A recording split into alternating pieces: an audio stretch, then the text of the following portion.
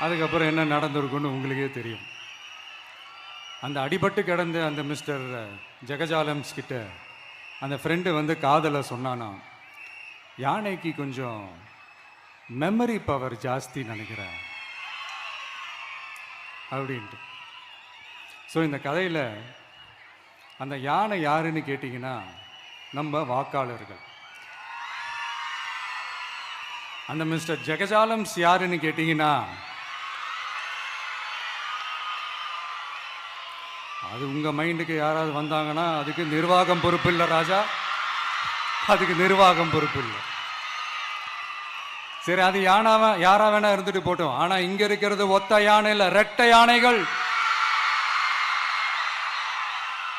ரெட்டை போர் யானைகள், என் சிங்க பெண்கள்.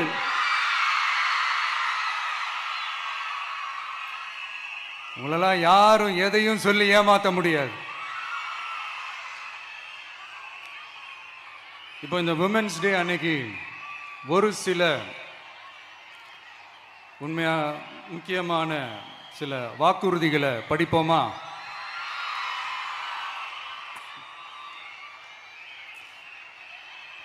பெண்கள், குழந்தைகள் மற்றும் முதியோர் நலனில் அவர்களின் பாதுகாப்பில் அக்கறை செலுத்துவதே நம் தமிழக வெற்றி கழகத்தின் அடிப்படை நிலைப்பாடுகளில் ஒன்று. இதை நம் கட்சியின் முதல் மாநில மாநாட்டிலேயே அறிவித்தோம். அதன்படி அதற்கென தனித்துறை, அதாவது தனி இலாக்கா ஏற்படுத்தப்படும் என்று அறிவிப்பு செய்யப்பட்டது. முதல் மாநில மாநாட்டில் அறிவிக்கப்பட்டது போலவே பெண்கள், குழந்தைகள் மற்றும் முதியோருக்கென தனி இலாக்கா உருவாக்கப்படும். அந்த இலாக்கா எனது நேரடி கட்டுப்பாட்டிலும் கண்காணிப்பிலும் இருக்கும். சமரசமற்ற பெண்கள் பாதுகாப்பை நோக்கி பயணிக்கும் நம் கனவு நனவாவது உறுதி என்பதை நமது தேர்தல் முதல் வாக்குறுதியாக சொல்வதில் பெருமை கொள்கிறோம். இரண்டாவது, மதிப்புமிகு மகளிர் திட்டம். மக்கள் பணத்தை மக்களுக்கே திருப்பி தருவது எப்படி ஓசி என்று கேலிக்கு உள்ளாகும், எப்படி இலவசம் என்று ஏளனமாக பார்க்கப்படும்.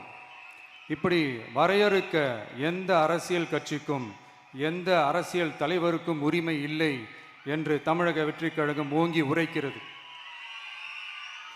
இந்தியாவில் நம்பர் 1 இல்லாத மாநிலங்களில் கூட பெண்களுக்காக மாதம் வழங்கப்படும் தொகை அதிகமாக உள்ளது. ஆனால் நம்பர் 1 மாநிலம் என்று